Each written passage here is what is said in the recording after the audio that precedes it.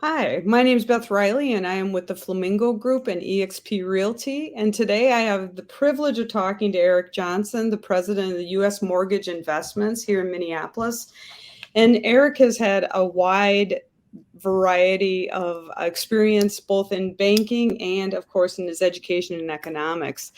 So, Eric, thank you for coming. Thank you. Happy St. Patty's Day. Same to you. I thought I'd wear green, but you never know how long the webinar is going to last on the internet.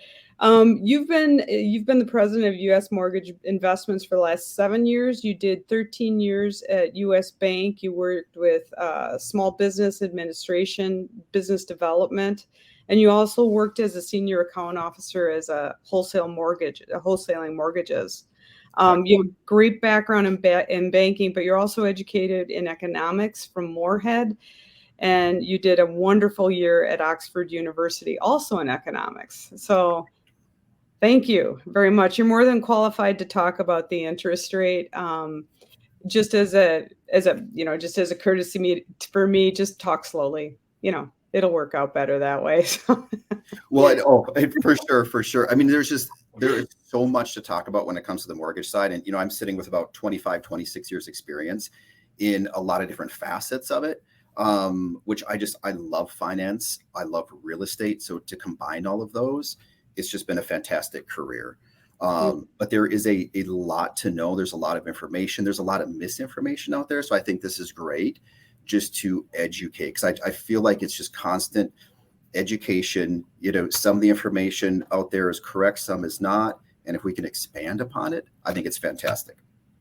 Great. Well, thank you again. You've been a really great source for me, and I appreciate it. So I think we really were just going to talk a little bit about why interest rates matter. One of the things that we're going to probably talk about later, but interest rates really are kind of a leverage for the economy. And we talked about it yesterday. Interest rates are going up mainly because of inflation. Is that a fair deduction to make? You're spot on, right? So a lot of people will think interest rates are driven by the Fed. Right. So now you have the Fed, who has been increasing rates for about the last 12 months. And, they're going to meet again March, it's 21st and 22nd. So it's coming up here next week. But the consensus is they'll probably increase rates another 25 basis points, 0.25%. Well, a lot of people will think that means their mortgage rate, right, goes up 25 basis points, 0.25%. It's not the case. The Fed dictates short-term rates. So those are going to be things like credit cards, lines of credit, interest rates on savings accounts, things like that, short-term in duration, whereas mortgage rates are driven by the long-term bond markets and primarily inflation, like you said. So what happens is, if inflation's going up, mortgage rates are going up. Inflation goes down, mortgage rates are going to go down. Waiting for a change in inflation, basically, right now. Correct. Please go down. Mainly when I work with residential real estate, and when I'm talking about loans, I keep things as basic as possible. I always hand it off to my loan officer. But my understanding is a lower interest rate means a lower monthly payment on your mortgage. A higher interest rate means a higher monthly payment on your mortgage. Is that a fair call on my part? You're spot on. Correct. It's just going to be simple math, amortization. So, yep. Okay. So if let's say they have just a basic $300,000 mortgage on their house at 3.5%, which is a fixed rate. We'll put it at keep things simple here, at a fixed rate. Their payment would be around $1,650 a month. And so you'll end up paying a total of $484,968 with the principal and interest. So at $300,000, 3.5% interest, monthly payment $1,655 per month. Total payment at the end of the loan, when it's all said and done, is $484,968. Now, if the interest rate changes and it goes up to 5.51%, then which is roughly 2 percentage points, or would that be basis point or percentage points? Correct me. It would be, well, you could call it roughly 200 basis points, or basically 2 percentage points. Okay, Great. Again, that semantics makes a big difference when talking in these terms. So the higher monthly payment for the same $300,000 house would be $2,013. And then when all is said and done and the mortgage is completely paid off with principal and interest, it would be $613,889,000. So that's my understanding. That's I just use basic amortization tables and that's it. And then I stop. But that's all I can do at this point. Again, I always send them back to you to see different ways that they can save, how they can prepare to buy a home, things like that. And I know that you've given me a lot of great ideas over the last couple months, and maybe you can take it from here on what you can do to save on a mortgage. Yeah, so a few different things. Now, even kind of going back to, that one slide, you don't have to bring it up. We can keep it here. But okay, so let's say the current rate is between 5.5 to 5.99. It just depends on if you're doing a VA, an FHA, or a conventional type of loan, right? Well, the one thing to keep in mind, the average person, historically speaking, is in a mortgage roughly 4 to 6 years. Okay. So rates may have gone up a bit in the last 12 months, quite a bit actually in the last 12 months. But the one thing to keep in mind is as inflation comes down over time, rates will follow suit, right? So the thing is that rates ebb and flow with the market. And just because you may be getting in at a 5.5, a 6, or even a 6.5 rate now, that doesn't mean that has to be your rate for 30 years.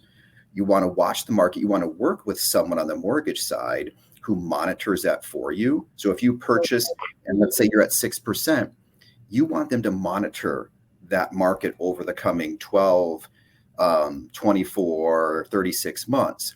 Because as inflation comes down and as rates come down, then you want to monitor it. Usually if you see at least 0.5%, preferably 0.75% in a rate drop, that's when it's advantageous to refinance. And what we do is we just run a quick break-even analysis to say, well, okay, here's your current rate.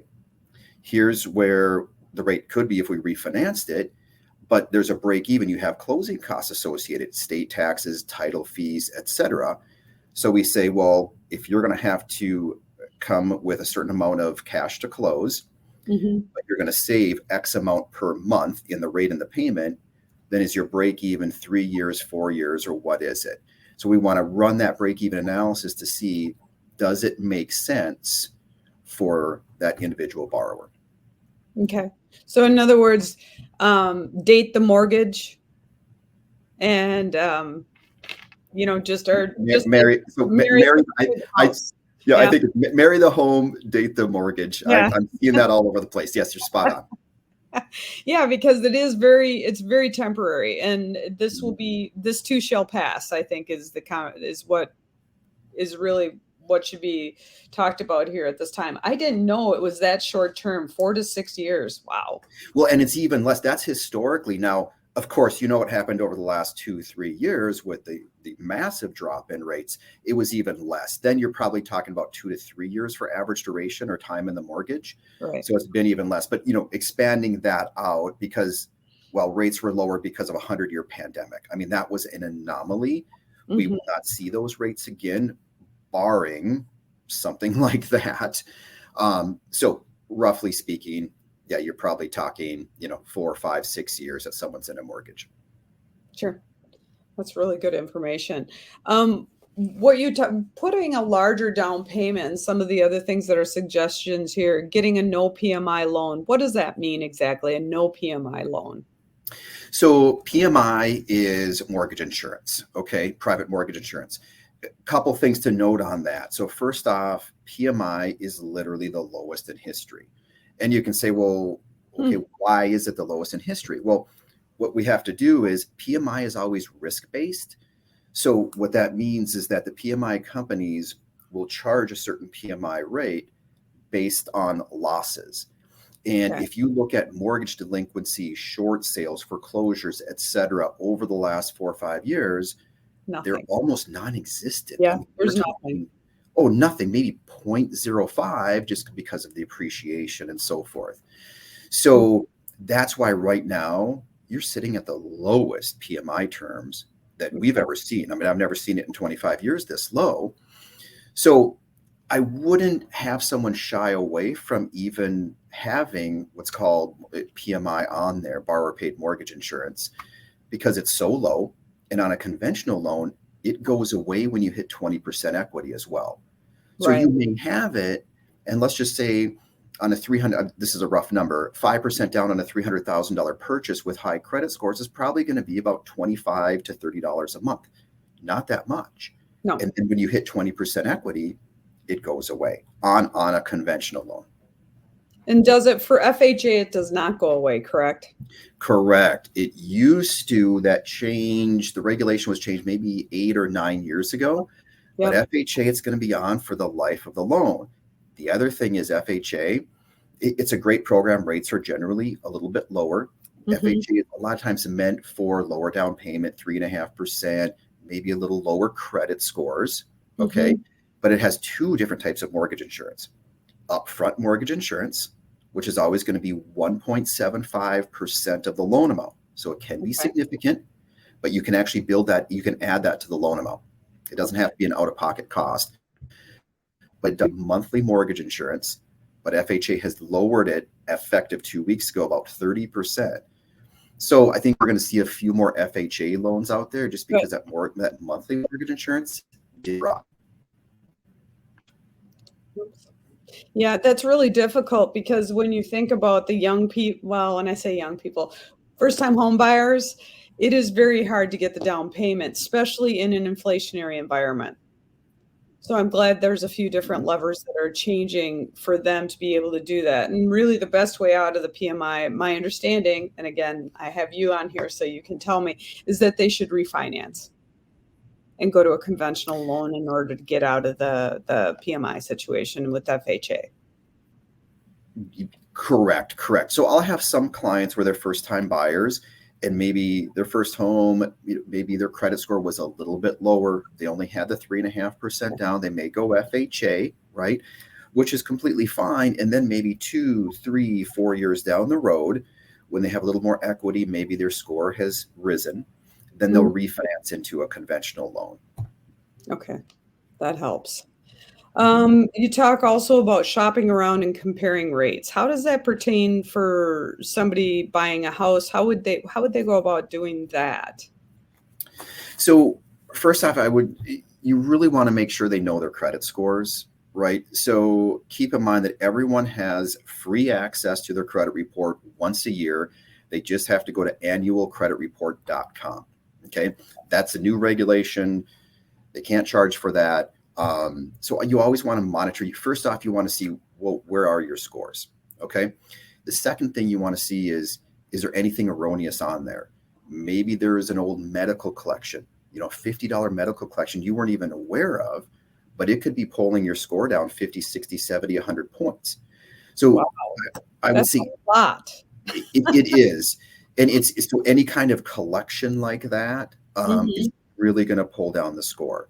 So you want to monitor that. You always want to monitor too. Let's just say you have any revolving debt. Well, that's going to be a line of credit. It's going to be a credit card, things of that sort. A major detractor from your scores would be, let's just say you had a line of credit at the bank of 5,000 is the line, but your balance is 4,500. Well, if that balance is greater than 30% of that credit limit, that will negatively detract from your score.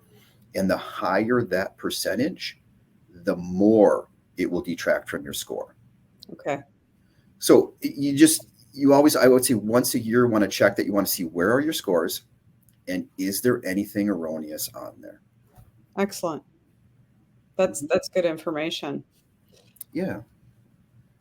If you could start talking about mortgage calculators and some of the other things that we talked about earlier, just really that helps the individual start to get an idea what's helpful and when should I talk to a mortgage lender, because now the calculator doesn't seem to be making sense. I mean, I've played with those things and tried to be helpful with clients in real estate, and all of a sudden I'm like, I don't know, did I put the taxes in? I get all lost. Should it be 30 years, 15 years? And it just becomes kind of a number scramble. Yeah, I get this question a lot. I mean, you can just Google mortgage calculator. You're going to pull up a litany of them. I mean, no question about it. And I would say they're okay in the beginning to maybe just get an idea, right, of what the mortgage payment is. But the problem is I have so many clients reach out where some of the mortgage calculators, depending on which one they're using, may plug in a homeowner's insurance rate that's not even close, or it may plug in a mortgage insurance rate, again, not even close, or property taxes that are off, or even a current interest rate that really doesn't match up. So what I would say, it's so quick and so easy for me to run the numbers, is I would make the call to a mortgage expert at that time and let them help you run the mortgage numbers, right? Let's see, what properties are you looking at? Let's pull up the property taxes. What are the estimates for those? Let's talk about the homeowner's insurance to figure out what should we estimate, what's an accurate estimate there. And let's take a look at, well, what's the rate? And are you doing FHA, conventional, VA, USDA? What type of loan program are you doing? So we're using accurate rate information as well. And we want to run the mortgage insurance. So yeah, I mean, you can use the mortgage calculators online. They're okay, but I would say only as a very rough estimate, because they can be off $200, $300, $400, $500 with all. That's a lot. It is. Mm-hmm. That's a lot of money. And so I would just rather, get a mortgage expert involved earlier rather than later, just to make sure that the numbers you're looking at are accurate. Otherwise, you could go into, you'd be looking at a home for $300,000. You think you know what the payment is, but if that's off $400 a month, that is a significant difference. Especially just with salary jobs and things, $400 is your groceries or something like that. So it really tries to compare to what other value that they can put that, or use that they can put that money. The other thing you brought up that comes up often, and you already talked about it, is your credit rating. That's my biggest thing that I find popping up. That we'll play with the calculators, and then all of a sudden you'll sit down and it's like exactly what you said. It's the $50 mortgage, it's the $50 medical bill, it's a old credit card that they didn't pay off.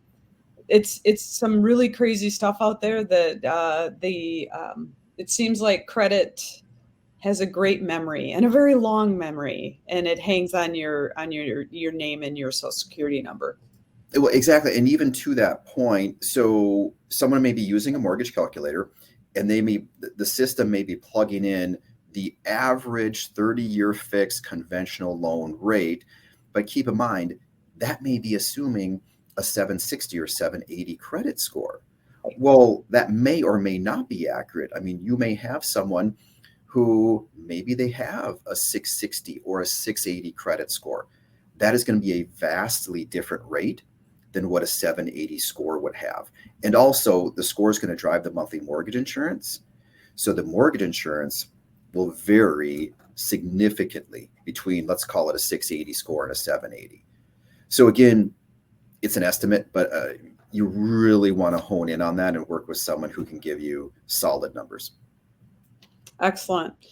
The other area that this is where I know you really shine, and I'm excited to really hear you talk about, is the mortgage rate trends and how they're trending up, why they are, and how it compares to history, like the history of mortgage rates. This is so important to kind of calm down the masses, because what I'm finding is that there's just a lot of headlines that are crazy inaccurate. And sometimes if you're either on social media or any other electronics, the internet, they're trying to grab your attention. And so they put up, we call it clickbait, but they want you to click on this article to show you how horrific the world is right now. But this conversation with you is really to let them get a little bit of a perspective of really how the interest rates are compared to history and what direction they're going to go and all that. So I had a really nice positive conversation with you yesterday about this, and I'm excited to have you talk to our listeners too, to hear what you have to say about this. Yeah, so the slide that we have up there, so what that's listing is the change in interest rates just about 9 months now. So June of 2022 Mhm. to, well, last month, February. Okay, so if you look at it, you're going to see June of 2022, we're sitting right around that 5% mark.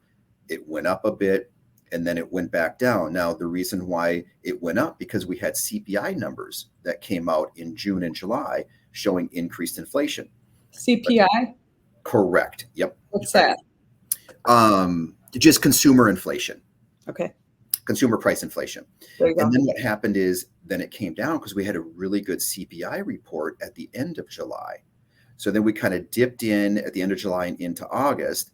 But then, of course, inflation reversed course. And then we had a few months where it was increasing.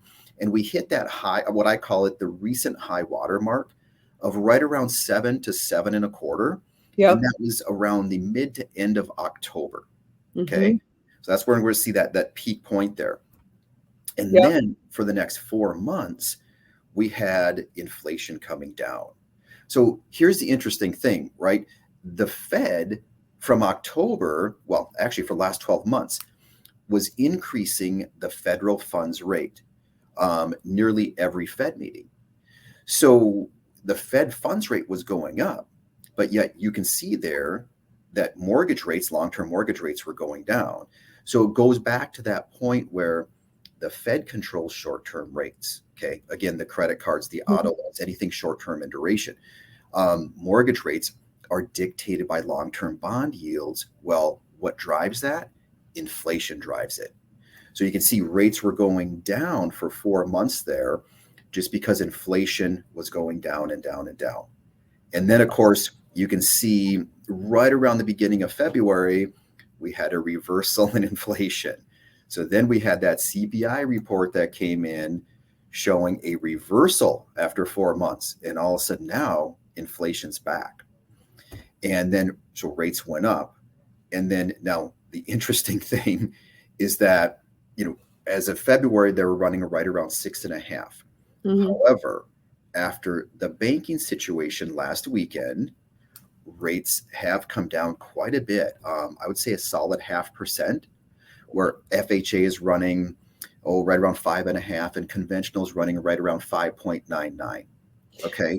This is where I got confused. Remember, that's counterintuitive to me. Two banks go down and yet the rates come down. That didn't make any sense to me. That's where this market gets so interesting. So you can look at it, right? It was SVB, Silicon Valley Bank, as well as Signature Bank. So they went under, controlled by the Fed now, over the weekend. Well, whenever you have a recession or you have economic turmoil, what you have then is a flight to quality. Okay. So economic uncertainty, recession, banking crisis like this, flight to quality. So all the institutions out there, the banks, even other countries, sovereign funds, what they do is there's a flight to quality out of, let's call it equities or other investments, into, well, what's the most secure investment essentially in the world? It's the 10-year US treasuries or bond yields. So what happens is as that demand goes up and everyone starts purchasing more US treasuries, the yields go down. Well, mortgage rates follow suit. Okay. So that's why as of, well, the last 5 days, ever since Monday, mortgage rates have come down roughly 0.5% in 1 week, which is a huge drop. Now, I've been around this earth for a while, and I remember when WAMU went down in 2008. And then this is the next event that I have seen where a bank goes down in the United States. Um, what do you think? Okay, I'm glad the interest rates came down. That's very exciting because when I look at the economy, it seems like everything's on a teeter-totter. This goes up, this goes down, they're always trying to get some kind of equilibrium so that things do this. Now, what are you expecting to happen? Because there has to be a reaction to this on some level. That would be helpful to know a little bit of what you think that would be. Would we be paying it in some area or I insurance mean, rates, something? it'll be interesting to see what is passed on to the consumer, from Okay. this. But keep in mind, it's the FDIC who backs the banks, and the Mhm. FDIC has an insurance fund that all the banks pay into, right? So that's what they're using to essentially guarantee all of those deposits for SVB as well as Signature Bank. The crazy thing about it is that if you look at the top 3 bank failures in history, you have WAMU, which was Washington Mutual back in 2008. Well, next up and not that far behind is SVB. I mean, they were $225 billion bank. A lot of people didn't know about them, but that's a big bank. That's a huge one. It is. And then Signature Bank was behind that. So now you have 2 of the top 3 bank failures in history just happened in the last weekend. It'll be interesting to see how this, if there's contagion or what happens throughout the economy. It's already spread a little bit to the European banks. Now you have Credit Suisse, which their stock has plummeted. But now you have the European Union kind of coming in and supporting them. Their FDIC? No, I can't even speak to the European. Yeah, Okay. they have an insurance fund. It's different than the U.S. I just don't know how they have theirs structured. Sure. But it's a similar type of, you can call it a bailout or insurance fund. Okay. Again, the long-term consequences, again, on the mortgage side, I don't think we're going to have much as far as consequences. If there's a slowdown, again, it's economic uncertainty. So it's kind of interesting with mortgages. When things are bad or things are uncertain, well, it usually means inflation's coming down or there's a flight to quality. So it's good for the mortgage rates. Mm-hmm. And that's kind of what we've seen recently. Now, long term, it's tough to say how all of this rolls out because it's a question of how far does it spread, Mm-hmm. right? I think they have it controlled because the FDIC came in and the Fed, and they did this backstop. This was quick. This happened over the weekend when they came out on Sunday and said, we're going to backstop it. So I think it's going to be okay. Okay. But look at the news today. U.S. bank stock is down 10%. They're not going anywhere. That's one of the most conservative banks out there. It's a top 5 bank. Yeah. So it's huge. Yeah. So I think this just has to work its way through the system. You think right now, part of that bank run on SVB started with one of the large depositors, a VC firm. They just tweeted out something that they were going to withdraw. I think it was right around 200 million because they were concerned about SVB. That triggered literally in 48 hours, a complete run on the bank. It's mind-boggling how fast things can happen right now. Because I think they should have hedged what they were doing. I think they made some mistakes. I think it was a management issue, but I don't think it's a general banking or mortgage industry issue. Okay. And that's important to hear. I think everybody has to hear that it's not systemic. Correct. I don't believe it is. No. Okay. That's great. Is there any other questions or anything that you think we haven't really covered? This was it was great information, and thank you for speaking at a pace that I could understand and be able to digest and put it into what's going on today for both for our monthly payments as an individual, but then also what's going on at a global and national level to help us sort of calm down a little bit on hearing all the bad news and to seeing all the crazy headlines and not really what does this mean? Yeah, and I'd like to touch on 2 points just regarding rates and that slide. So the one thing to put everything into perspective was say, well, okay, over the last 50, 60, 70 years, what has been the average interest rate, right? The average 30-year fixed rate. And just because I think everything is all relative and people are used to, well, during the pandemic, rates were very artificially low, right? Let's call it 3 to 4%, depending on the month. Okay. That's an anomaly. We're talking 100-year pandemic. That's not normal.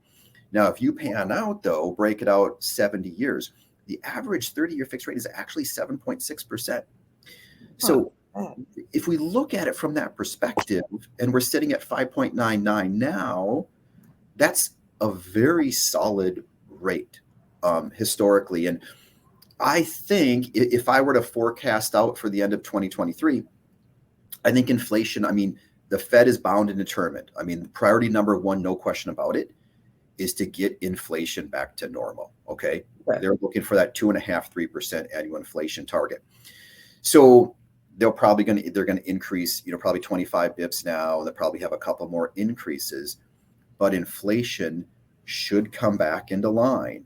And as inflation comes into line, again, mortgage rates will follow suit and come down. So Right. I'm thinking, and nobody has a crystal ball, nobody knows for sure, but with 25 years experience and watching the bond markets and the treasuries long term, I think around the end of the year, I think we could see something around that 4.75 to 5.25. I think that's a better long-term rate situation. I think that's probably where rates will land. Okay. Whew. That's good. Mm-hmm. Thank you.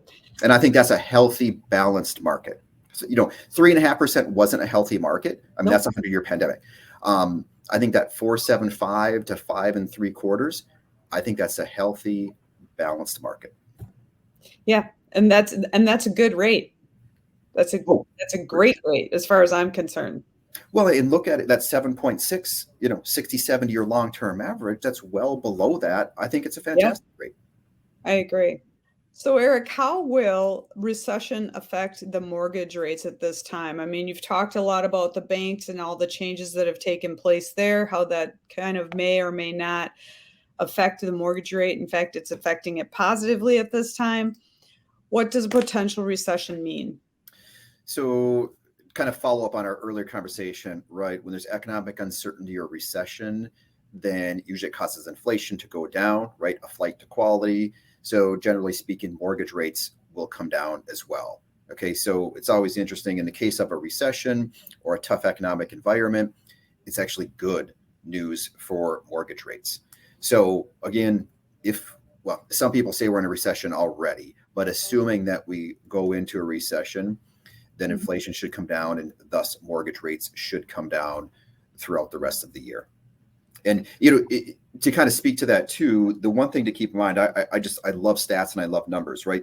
So we can go back the last 70 years. Well, we've had 9 recessions in the last 70 years.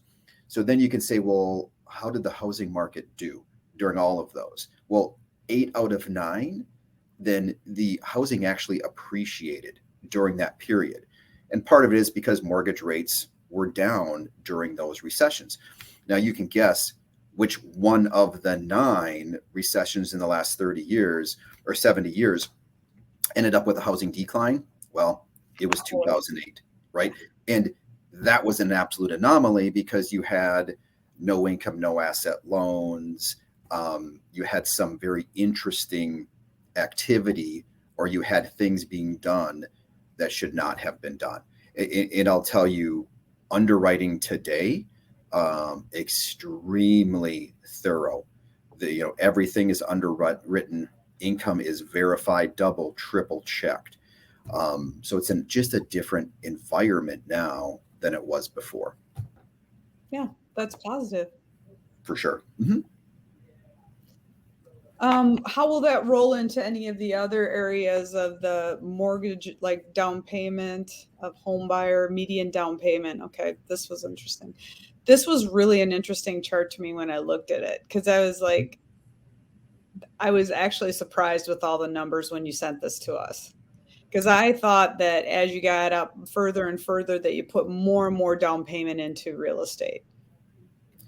Yeah, so it's always interesting because a lot of times people will think, and the misnomer is, well, I need 20% down to buy a home. Mm-hmm. And it's not the case, right? The actual down payment depends on a few different things. But what I'm seeing right now for that first-time home buyer, roughly it's about, on average, I would say between 5 and 10% down, which, matches up with that chart. So, and again, with PMI, with mortgage insurance being the lowest it's ever been, that I definitely would look at that, if I was a borrower or home buyer, and I wouldn't shy away from looking at less than a 20% down just because the mortgage insurance is so low. Now, the other thing you have to think about is that, okay, you have a conventional loan. There are a multitude of types of loans. You have a conventional loan that has mortgage on it or mortgage insurance until you hit 20% equity. Okay. But then you have an FHA loan, right? 3.5% down, minimal amount down. But then you have a VA loan for a veteran. Now it's 0% down. You have a USDA or a rural development. That's another 0% down type of loan. Okay. And even on the conventional loan side, there are different programs. There's something called the Home Possible loan, depending on, their income thresholds, but depending on the county and if your income falls below a certain threshold, well, then you can go 3% down. And even going above that, again, depending on the income thresholds, you can get either a $1,250 credit towards closing costs or a $2,500 credit. And that will come right from Freddie Mac, the government-sponsored entity. So Nice. It's one of those things where you really need to take a holistic approach, at your scenario and see what loan program is the best. What are you going to do for down payment? What's the mortgage insurance if it's less than 20% down, and really analyze it and find the best fit for the individual borrower. And that's where you come in. Correct, for sure. Yeah, to really to understand those numbers and to communicate them well with your client. That's important that they understand that. Like, I thought mortgage insurance was, in 2013 and 14, when I was first looking at mortgage insurance, it was expensive. It was probably about triple, in some cases quadruple. It was significant. It was, and that's where it's incredible how much lower it is now compared to then. And so you really have to look at it. And the mortgage insurance is going to be different depending on the credit score. It's going to be different depending on the program, right? USDA, FHA, or conventional. And you just have to look at everything as a whole to figure out, for this situation, where does it fit best, right? Where do you as a borrower, what program works the best for you? Excellent. That's really, and I've noticed that in almost everything I've done, is that you just keep going back to the people that are touching it all the time.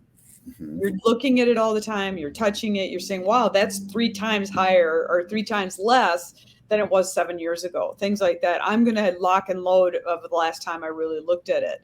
So that's what's also important, to always go to people that are professionals that are in this and producing at a high level to get things done, especially in finances, because it's a changing world.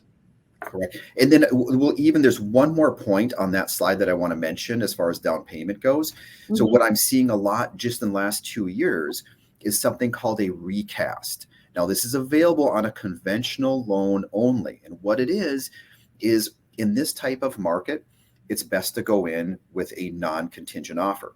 So let's just say someone currently owns a home where they have a significant amount of equity, but yet they qualify for 2 mortgages. So what they can do, they can purchase a new home, which will be their primary residence.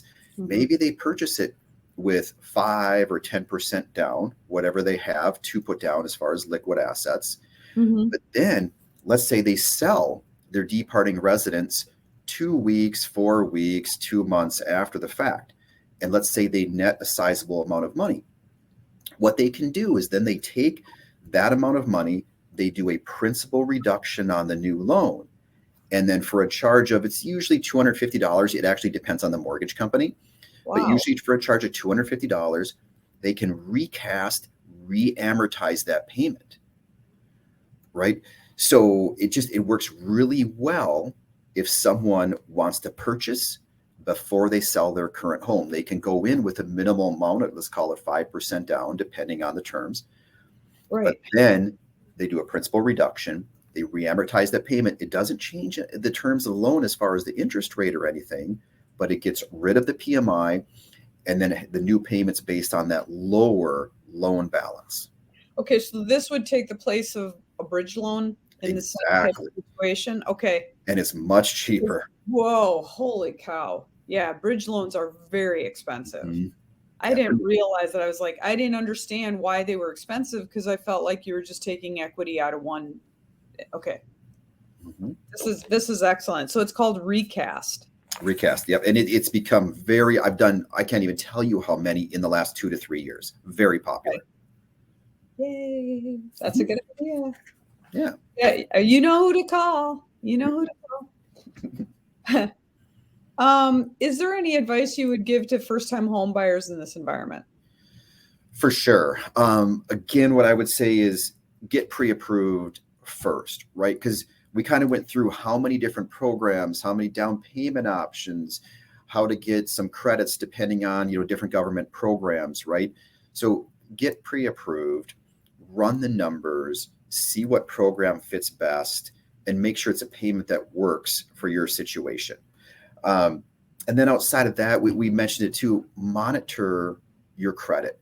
So every year, go to annualcreditreport.com, get a free copy of your credit report, see where your scores are, and then also look for any erroneous information and get it corrected. You can contact each of the 3 credit agencies to have them correct it if something is erroneous on there.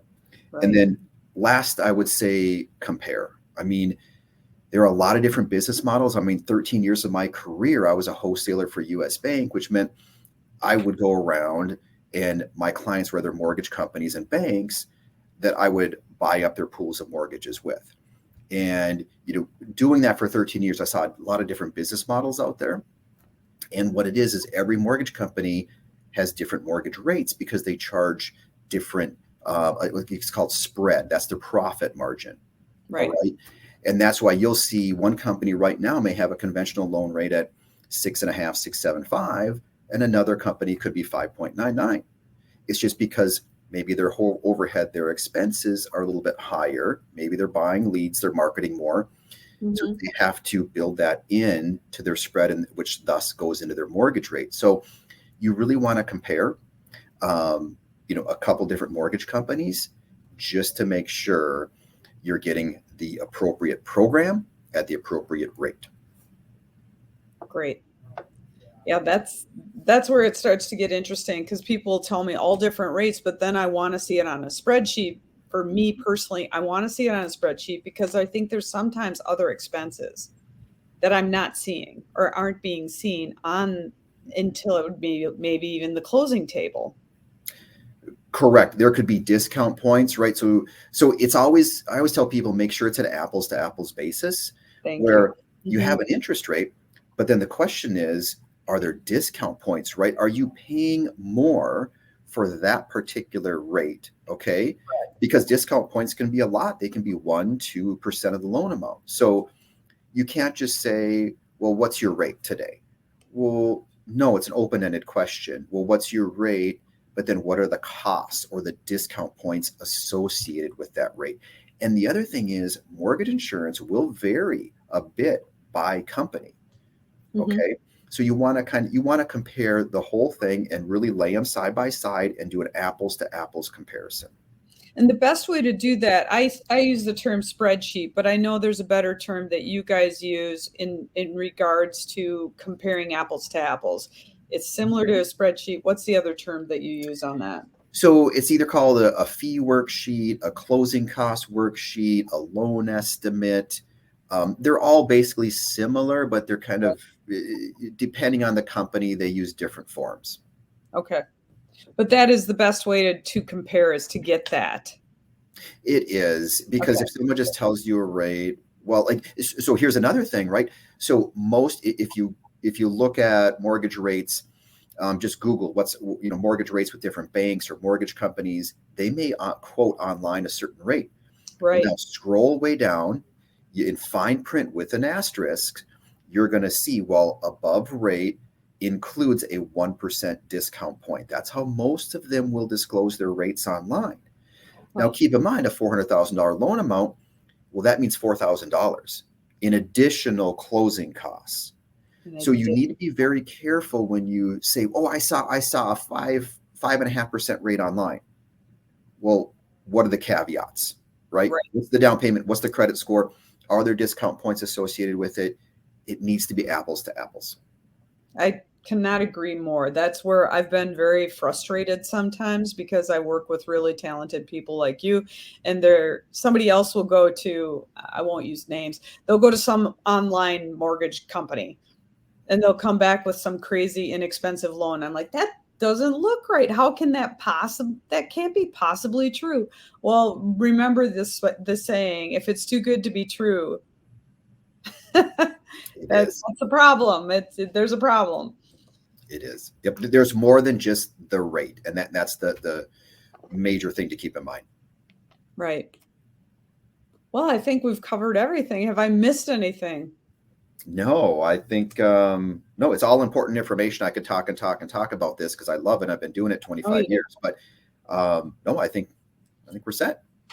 Thank you. This has been really great information. I might have to take a nap now. I just put so much in at one time. So, Well, I appreciate it. And the market's ever changing, and I'm always open to answering questions because, again, look at what happened this week. We'll have something else next week, and right. so forth. It's ever changing, but I'm always open to discussions and answering questions. Thank you again.